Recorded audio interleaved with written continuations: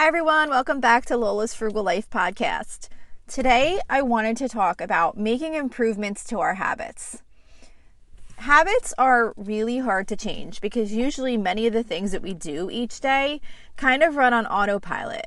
So you don't really have to put much thought or effort into your current habits, so it's much easier to just keep doing what you've been doing rather than to make changes. And we become used to doing things a certain way and we just kind of continue to do that. So in order to change our behaviors, we have to really make a continued effort for a significant amount of time to make the habit that we're trying to create run on autopilot. And I tried to kind of find out, for real, how long it takes to build a habit or to change a habit. And there's really kind of a wide range of information indicating how long it takes to make a new habit. I did a quick Google search, and the first information that came up indicated that it took anywhere from 18 days to 254 days to form a new habit. So with a range like that, it's really hard to say how long it will take you to develop a habit that you're trying to make in your life. But regardless of how long it will take, changing habits is really hard work. So what can we do to try to make changing habits a little bit easier on ourselves? Of course, like pretty much almost everything I talk about, starting small. Starting small really works well in so many areas of our lives, and it definitely helps to start small when you're trying to make changes to your habits. When we try to make huge changes, we might start out strong, but then it often gets too difficult to keep up with. There are so many of us that struggle with New Year's resolutions that involve major changes to how we behave because some of us think that the person we are on December 31st is going to suddenly change into an entirely new person on January 1st. And once that motivation that's created by the start of the new year wears off, we very often go back to our old ways. So it's so much easier to make small changes rather than drastic ones. When we make small changes, yes, it's going to take longer than we might want it to take to get to where we want to be, but the changes that we make are much more likely to stick. When we try to make major changes, that initial excitement about the change wears off when we realize that we just can't keep up with it, and then we often wind up just giving up on it altogether. With building habits, it really requires consistency. And some days we just don't feel like keeping up with goals we set for ourselves. However, even if you start small, you still need to stick with those small changes. This requires a good amount of self-discipline, which can be hard on really exhausting or challenging days. But those are the most important days to really try our hardest to stick with our habits.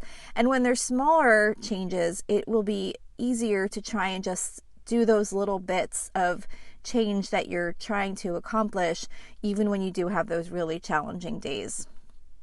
So you really want to try to do the new thing or the new behavior, whether you feel like it or not, most of the time.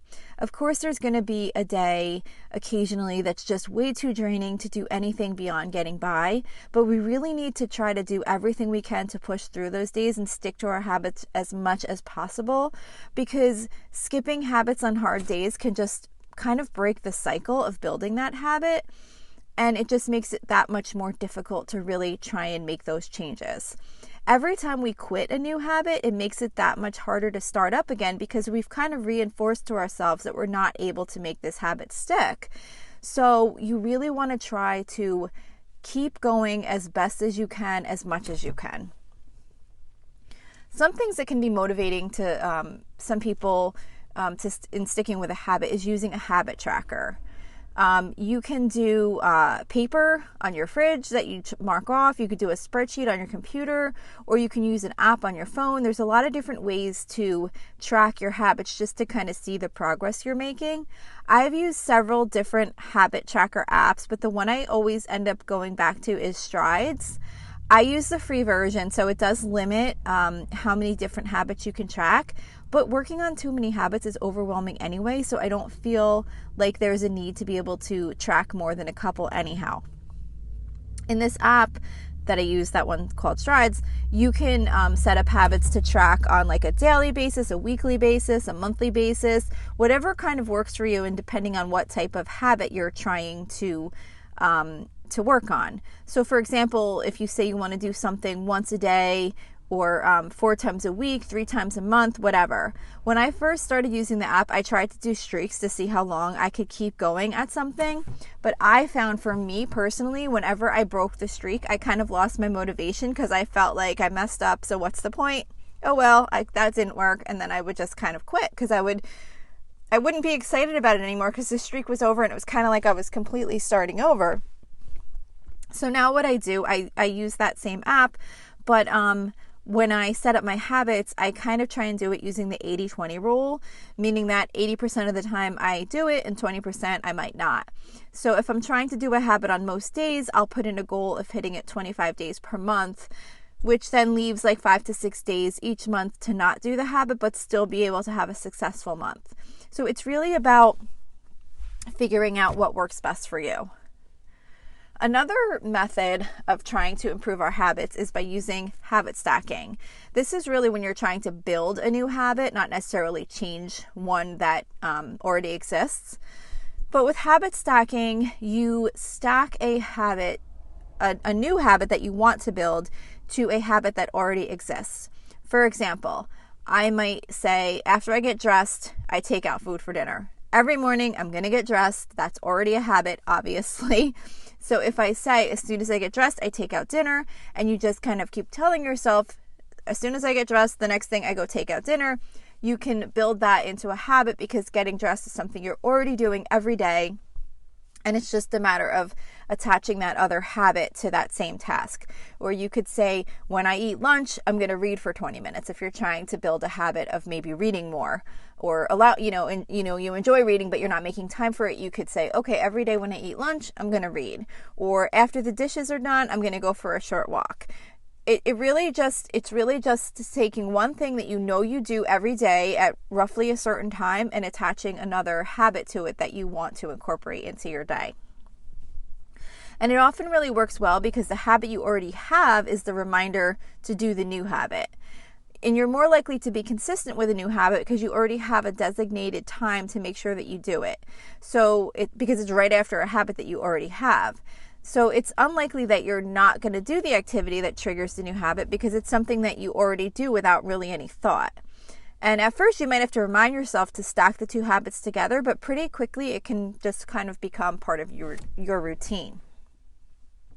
Another thing you could do is to try and attach something fun to your new habit.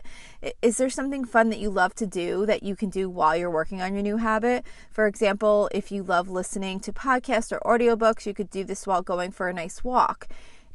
If you're adding a new daily cleaning habit, maybe you could have like a nice drink, like a favorite tea or coffee to enjoy while you're working on the task. Adding something fun to do while you're working on a new habit can remind you to take action because it can become something to look forward to. And you might want to limit the amount of time you do these fun things outside of when you're working on your new habit, because if you have a favorite drink in your hand all day, it might not be that exciting to have another one while you clean up the kitchen. But if you can try and find something that's kind of special to do only while you're doing that habit, it could really kind of make it more of something enjoyable to do and a reminder to try and keep up on that habit. If you have a bad habit that you'd like to get rid of, see if you can replace it with a good habit. For example, once I started working from home, I started to develop a habit of just grabbing something to snack on during my workday when I wasn't necessarily even hungry. It was more just like I needed a quick break so that I could kind of refocus and get back to work. And I really didn't need snacks, but it was just something to do. So when I was in the office, that wasn't really an option, but from working at my kitchen table, it became really easy to just get up and get a snack at like random times, really for no reason. Like I said, I wasn't even hungry. It was just like I needed like something to do. So to me, I thought that was a bad habit. So in order to break this habit, when I got the urge to get up and get a snack, I tried to remind myself, I'm really not hungry right now. I don't need a snack. Instead, I would just stand up and stretch a bit, or maybe I would do a couple of really quick exercises. It was enough to distract me from wanting to get some snacks that I wasn't really hungry for, and it gave me a quick mental break so that I could refocus and get back to work. So if you have a bad habit that you'd really like to try to break, try and think if there's something else you could kind of redirect yourself to do instead when you get an urge to do that thing that you're trying to get out of, get out of the habit of doing. So kind of having a plan in place like that to say, okay, when I have the urge to do this, I'm going to do this instead. It doesn't always work, but it can definitely be helpful to try and have something in mind already to know you want to refocus yourself to do this alternative act instead.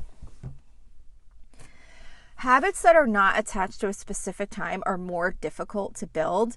Certain habits or actions that happen a certain number of times or that don't happen on certain times or periods are difficult. Like, for example, say we want to change our spending habits or our eating habits or how much time we spend on our cell phone.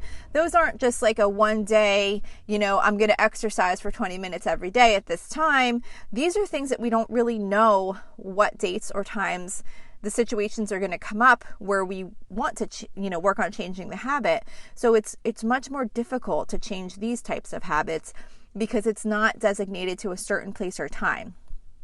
Like, for example, if you have trouble with impulse control when it comes to spending, you have to wait until you're in a position where control is required to be able to work on that habit. So these types of habits require more effort and mindfulness because we don't know when we're going to need to work on changing those habits because it's only when those situations occur. Weeks could go by where you might not be in a situation that tempts you to spend.